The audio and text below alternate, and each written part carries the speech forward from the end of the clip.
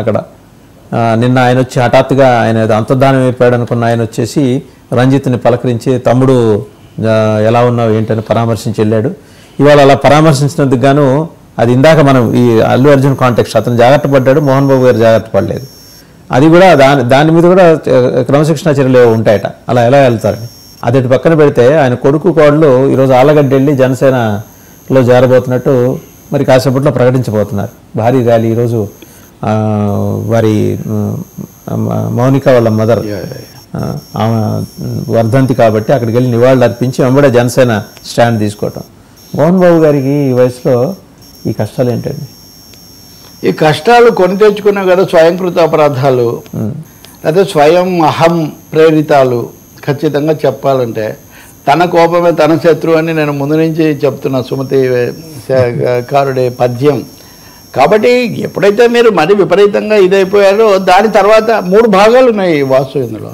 1 కుటుంబం, 2 రాజకీయం, 3 చట్టం.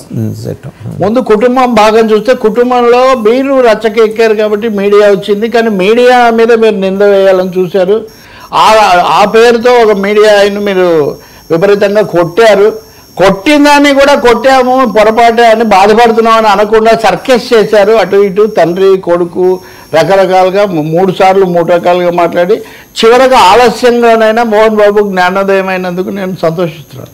ఇది చాలా ఆలస్యంగా అర్ధమనస్కం అని మీతో అన్నాను కదా, అర్ధమనస్కం చెల్లుబాటు కాదు అని సమాజం గట్టిగా చెప్పిన తర్వాత ఆయన వెళ్ళి క్షమాపణ చెప్పారు. క్షమాపణ చెప్పడం అంటే మోహన్ బాబు కేసుకు ఆ కేసుకు తేడా ఉంది. అది అనుకోకుండా జరిగిన ఒక విషాదం. ఇది స్వయంగా చేసినటువంటి ఒక అఘాయిత్యం. కరెక్టే, ఒక అఘాయిత్యం ఇది. తర్వాత అఘాయిత్యాన్ని కప్పిపుచ్చుకోవడం కోసం అవతల వాళ్ళను నిందించినటువంటి ఒక అహంభావం. దీంతో పాటు నేను చెప్తాను, మన మీడియాలో కూడా చాలామంది పెద్ద మనుషులు, ఆలోచన పరులు మీడియా అత్యుత్సాహం అని మీడియానే తప్పన్నట్టుగా మాట్లాడారు. కానీ మోహన్ బాబు స్వయంగా వెళ్ళి క్షమాపణ చెప్పడం ద్వారా తప్పు తనదే అని చెప్పి ఒప్పుకున్నట్టు అయింది. బెటర్ లేట్ దాన్ నెవర్ అన్నట్టుగా. ఇప్పటికైనా దీని చట్టబద్ధత లేదా ఎలా చూస్తారంటారా, రాజీ చేసుకుంటే కూడా కోర్టులు ఏమి అనవు. కానీ ఇక్కడ దెబ్బ తగిలి వాళ్ళ హత్యా ప్రయత్నం కేసు పెట్టారు కాబట్టి కోర్టు ఎలా తీసుకుంటుంది? కోర్టు ప్రతిసారి అలౌ చేయొచ్చు, చేయకపోవచ్చు.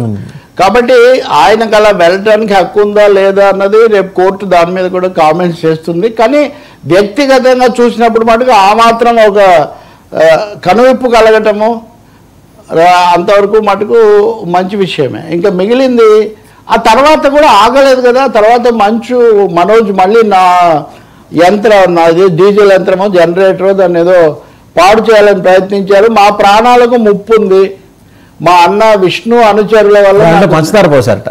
అదే పంచదార దాన్ని పని చేయకుండా అది చాలా ప్రమాదకరమైన పరిణామాలకు దారితీసే అవకాశం ఉంది అని. కాబట్టి కుటుంబంలో దాచేస్తే దాగని సత్యంలాగా కుటుంబంలో ఉన్నటువంటి భయంకరమైన పరిస్థితి మళ్ళీ ఒకసారి బయటకు వచ్చింది. మరి దీన్ని ఎలా పరిష్కరించుకుంటారు? ఇందాక నేను రాచకొండ కమిషనర్ సుధీర్ బాబు మాట్లాడుతూ ఆయన చెప్పింది నేను చూశాను. ఆయన 24 వరకు మోహన్ బాబుకు కోర్టు అరెస్ట్ చేయొద్దు కాబట్టి మేము ఆగుతాము, ఈ లోపల కూడా వాంగ్మూలం తీసుకునే కోసం వెళ్ళారు. హైకోర్టు ఆ రోజైతే ఇవ్వలేదు. ఆ రోజు ఇవ్వకుండా కేసును వాయిదా వేశారు 24 వరకు. దాని అర్థం రాలేదు కదా, ఆ రోజు ముందస్తు బెయిల్ వెంటనే మంజూరు చేయలేదు కదా కోర్టు. కాబట్టి నిరాకరించారా లేదా అన్నది అది తీర్పు వచ్చిన తర్వాత తెలుస్తుంది.